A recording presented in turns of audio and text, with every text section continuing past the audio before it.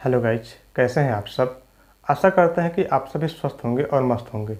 आज हम आपको बताने जा रहे हैं वैद्य ऋषि का अर्शकल्प कैप्सूल, जिसे वैद्य ऋषि लैबोरेटरीज बनाती हैं। तो आज हम इसी के बारे में आपको संपूर्ण जानकारी देने वाले हैं। तो चलिए स्टार्ट करते हैं। सबसे पहले हम इसका MRP जान लेते हैं, ये कितने में आती है। तो 126 रुपये इसका MRP है। मार्केट में आपको 126 रुपये में मिल जाएंगे। 126 रुपये में 6 कैप्सूल आपको मिलेंगे और इसके साथ में एक ऑइंटमेंट मिलेगा, जो कि आपको रात में सोते समय इसको लगाना होता है। तो चलिए सबसे पहले जानते हैं कि हम कैसे पहचानें कि हमें बवासीर या पाइल्स है। तो इसका सबसे मुख्य लक्षण ये है कि आपको लैट्रिन करते समय या तो ब्लडिंग होगी, लैट्रिन करने के बाद ब्लड आपको गिरेगा, या 2-4 बूंद या 10 बूंद या जैसा भी मतलब लैट्रिन के साथ में लग के आए। तो ये सब कुछ पहचान है जिससे आप ये पहचान सकते हैं कि हमें पाइल्स है। या आपको लैट्रिन करते समय बहुत ही ज़्यादा दर्द होगा, या आपको लैट्रिन करते समय दर्द के साथ में वहाँ पे लैट्रिन करने वाले एरिया में, एनस में आपको सूजन महसूस होगी। तो उसमें भी आप ये समझ सकते हैं कि हमें बवासीर है। इसके साथ में आपको कुछ मस्से भी हो सकते हैं। तो आप लैट्रिन करते समय आपको कुछ मस्से अगर बाहर आ रहे हैं, कुछ किसी भी तरह की आपको लग रही है कि कोई चीज़ लैट्रिन करते समय बाहर आ रही है, मस्से टाइप के हैं कुछ, तो भी आप उसे बवासीर मानेंगे। वो भी एक बवासीर है। तो इस टाइप की कुछ भी अगर आपको लक्षण दिखाई दे रहे हैं तो आप ये समझें कि हमें बवासीर है। अब जानते हैं कि ये बवासीर कितने टाइप की होती हैं। तो ये बवासीर जो है मुख्य रूप से 2 टाइप की होती है। एक खूनी बवासीर होता है और एक बादी बवासीर होता है। खूनी बवासीर में आपको लैट्रिन करने के बाद उसमें खून आती है, उसे खूनी बवासीर बोलते हैं। वहीं बादी बवासीर जो होती है, आपको लैट्रिन करते समय बहुत ही दर्द होती है, बहुत पीड़ा होती है, तो उसे हम बादी बवासीर बोलते हैं। उसमें ब्लड नहीं आती है, लेकिन उसमें दर्द ज़्यादा होती है, पीड़ा होती है, और आपको लैट्रिन करते समय एनस पे आपको सूजन महसूस होगी। तो आप उसे बवासीर, बादी बवासीर कहते हैं। अब इसमें बवासीर में भी कई स्टेज में बवासीर होती हैं। जैसे बवासीर का सबसे बड़ा समस्या ये होती है कि या तो उसमें आपको ब्लड ज़्यादा गिरने लगे, तब आपकी बवासीर जो है उसे ख़तरनाक कहेंगे। उसे आपको सही इलाज कराने की ज़रूरत है, किसी अच्छे डॉक्टर से दिखाने की ज़रूरत है।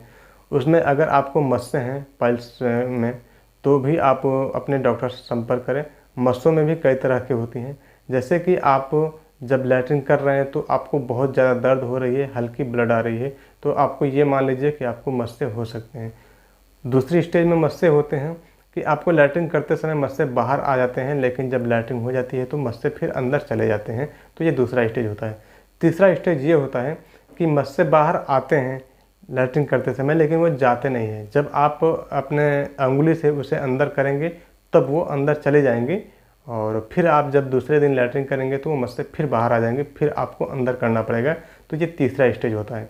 और चौथा स्टेज में ये मस्से जो हैं बहुत बड़े हो जाते हैं और उसमें सूजन आ जाती है, और इसे आप अगर धक्का देंगे अंगुली से तो भी वो अंदर नहीं जाएंगी, वो बाहर की तरफ लटके रहती हैं।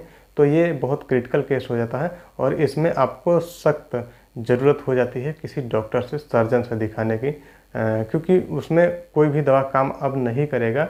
आपको उस बवासीर को ऑपरेशन करवाना पड़ेगा किसी अच्छे सर्जन से, अपने नज़दीकी जो भी आपके डॉक्टर हों, जो MBBS सर्जन होते हैं, उनसे आप अच्छे डॉक्टर से आप उसका इलाज करवाएं। जैसा डॉक्टर सलाह दे रहा है, जैसा कह रहा है, आप वैसा कीजिए। कुछ लोग गांव में ही छोटे डॉक्टरों से ऐसे ही उसको चिरवा लेते हैं, फड़वा लेते हैं, जो कि बहुत ही घातक होता है, बहुत ही नुकसानदायक होता है। अक्सर ऐसे जख्म बन जाते हैं जो वो भरते नहीं हैं, और उसमें लोग फंस जाते हैं, और 2 महीने, 3 महीने, 6-6 महीने तक उसकी दवा चलती है। बहुत ही धीरे धीरे वो जख्म सूखती है। उसमें लोगों का बहुत ज़्यादा लॉस हो जाता है, बहुत ज़्यादा नुकसान हो जाता है। जो काम करने वाले लोग हैं वो बैठ जाते हैं 6 महीने तक। अगर कोई काम ना करे तो आप समझ सकते हैं कि उसकी आर्थिक स्थिति बहुत परेशान हो जाएगा। प्लस उसको जो दवाएं उस बीच में लेनी पड़ेगी वो अलग से, जो उसको दर्द पीड़ा होगा वो अलग से। लेकिन अगर आप अच्छे डॉक्टर से इसका इलाज करवाते हैं, अच्छे सर्जन से इसका इलाज करवाते हैं, तो मात्र हफ्ते से 15 दिन में आपकी सारी जख्म सही हो जाएगी, और 15 दिन के अंदर आप पूरी तरह से स्वस्थ हो जाएंगे, और आप जो भी आप रोज़मर्रा की काम करते हैं आप उस काम को कर सकते हैं, कोई दिक्कत नहीं होगी, आपको कोई परेशानी नहीं होगी।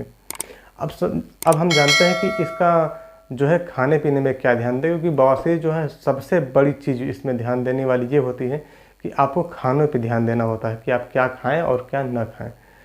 तो बवासीर होती क्यों? तो बवासीर जो है आपको जो अनपच होती है, आपको पेट साफ नहीं होता है, जिसे हम कब्जियत कहते हैं। अगर आपको कब्ज रह रही है तो आपको बवासीर की शंका 100% है, बवासीर का रूप वो लास्ट में ले लेगी। तो आपको कब्ज नहीं रहने देना है। अगर पेट में जो भी कुछ भी दिक्कत समझ में आ रही है, पेट आपका साफ नहीं हो रहा है, तो आप अपने नज़दीकी डॉक्टर से संपर्क करें। कुछ लीवर टॉनिक होती हैं या कुछ दवाएं होते हैं जो आपको डॉक्टर रिकमेंड करेगा, तो आप उसका इस्तेमाल कर सकते हैं। पॉइंट पे आते हैं कि हमें खाने में क्या विशेष ध्यान देना होता है। तो खाने में हमें तेल मसाले वाली चीज़ें नहीं खानी होती।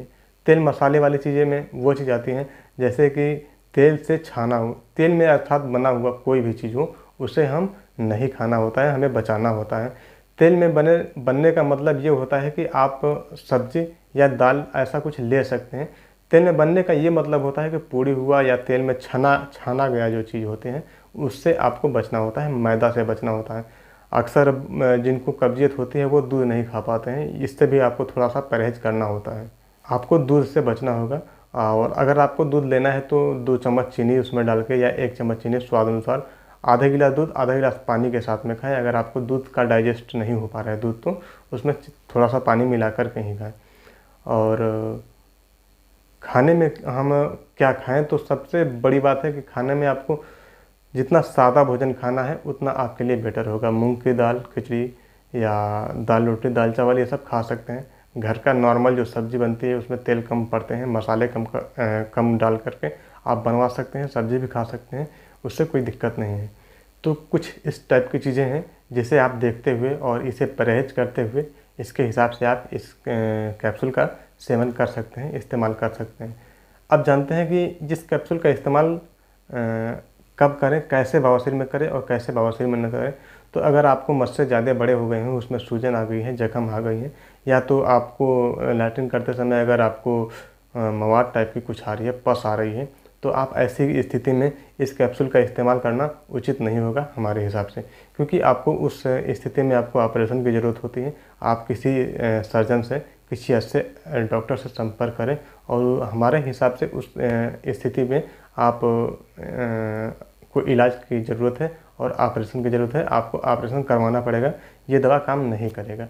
अब समझते हैं कैसी स्थिति में ये दवा काम करेगा। तो आपको अगर शुरुआती स्टेज है, अर्थात आपको इससे पहले कोई पाइल्स की समस्या नहीं थी, अगर स्टार्ट हो रही है पाइल्स और आपको हल्की फुल्की दर्द हो रही है लैट्रिन करते समय, या हल्की फुल्की ब्लड आ जा रही है लैट्रिन करते समय, तब इससे आप कैप्सूल का इस्तेमाल करें, आपको आराम मिलेगी, कोई दिक्कत नहीं है। या अगर मतलब ज़्यादा सूजन नहीं है आपको, या ज़्यादा आपको ब्लड नहीं आ रही है, या अगर ज़्यादा कुछ मस्से वगैरह नहीं है, तब इस कैप्सूल का आप इस्तेमाल करें, कोई दिक्कत नहीं है, आपको अच्छी रिस्पांस मिलेगा और डेफिनेटली ये सही हो जाएगा आपका, कोई दिक्कत नहीं है। ज़्यादा घबराने की भी ज़रूरत नहीं होती है, क्योंकि सब्र का फल मीठा होता है। आप इस कैप्सूल का इस्तेमाल महीने 2 महीने कीजिए, कोई दिक्कत नहीं है। 2 महीने से ज़्यादा ना ही करें, क्योंकि कोई भी दवा लॉन्ग टर्म खाने से थोड़ा सा साइड इफ़ेक्ट आ सकते हैं।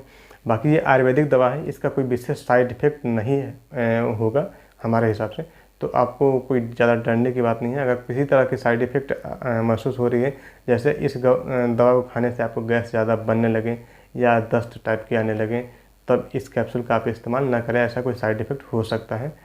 इसमें ज़्यादा घबराने की ज़रूरत नहीं है, आप इस दवा को सेवन बंद कर दें। तो ये जानकारी कैसी लगी हमें कमेंट करके ज़रूर बताएं। मिलते हैं आपको नेक्स्ट वीडियो में, तब तक के लिए जय हिंद, जय भारत।